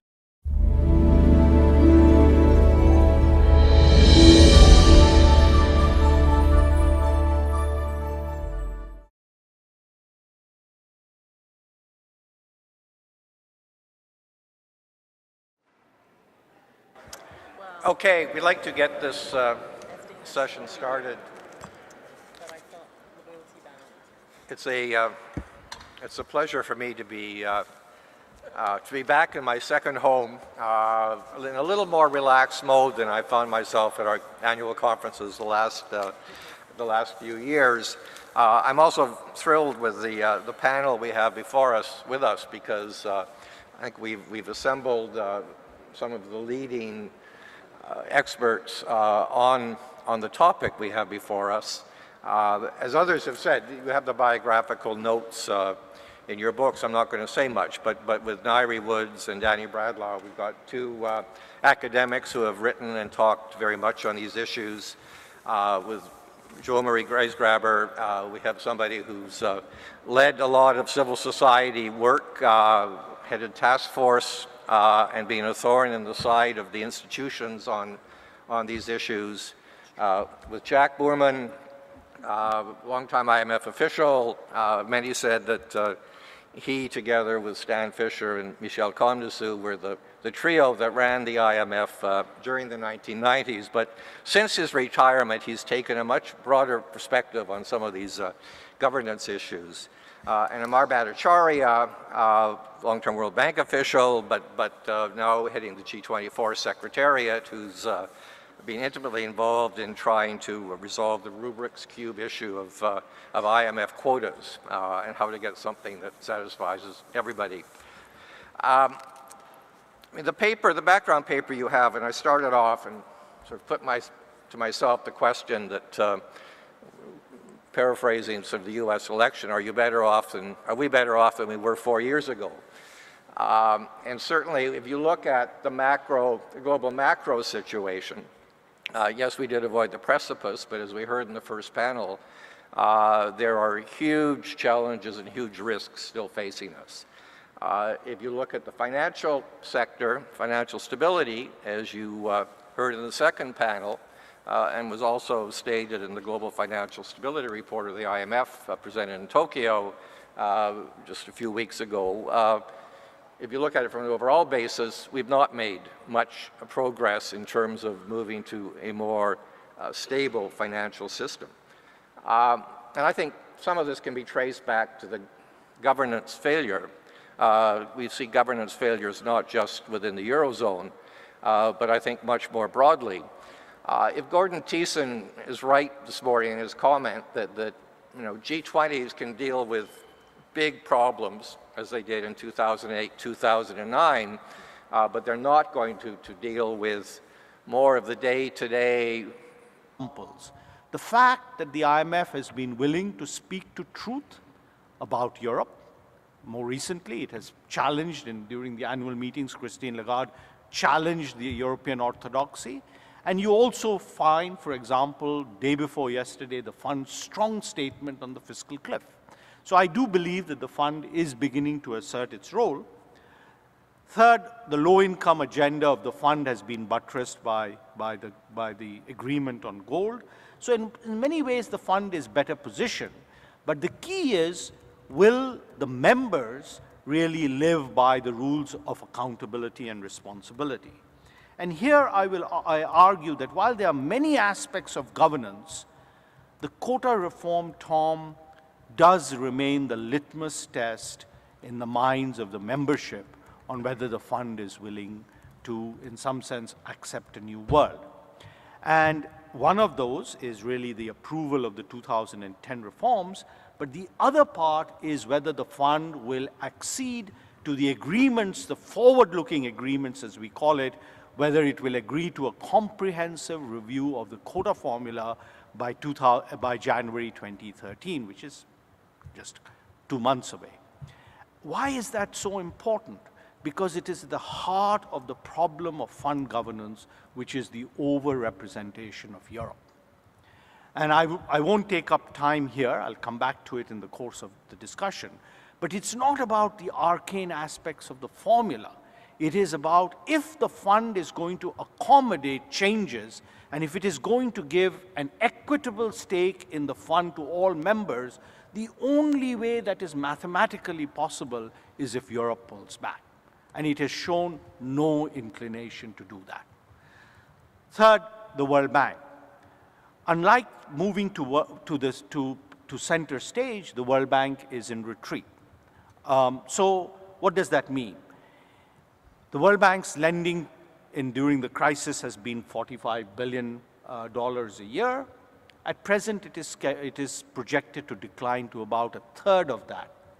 Why? Because it does not have the capital. On the need side, it's not just global public goods, but the critical challenge today on development financing is that of infrastructure. Infrastructure is key to growth, it's key to inclusion, it's key to urbanization, it's key to climate.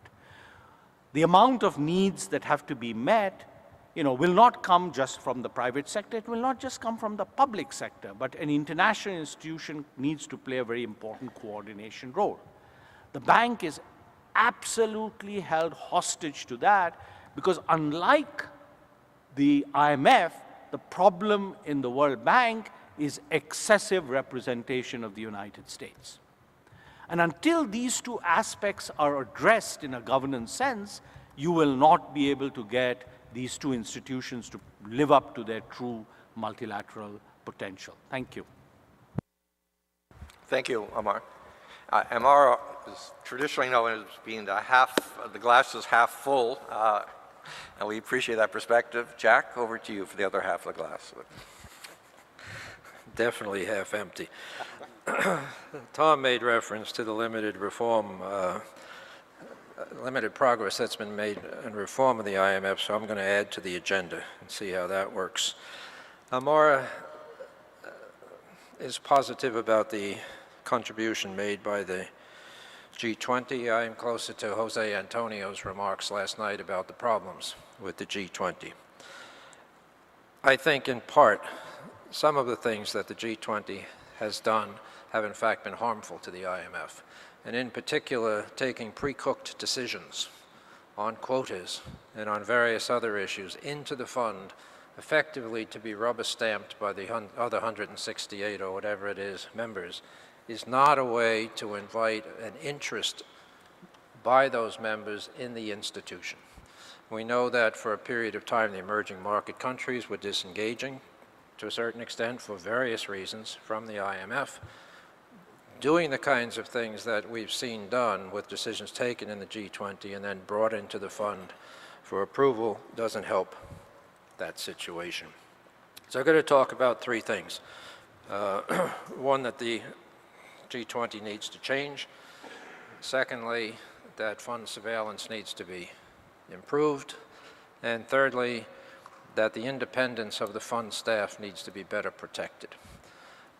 On the G20, as I said, I agree strongly with most of what Jose Antonio said about the lack of legitimacy of the G20 about the need for a constituency system to give voice to all players in the world economy, not just the 20 at the top. It's interesting, the only organization with treaty-based authority to influence country policies is the IMF.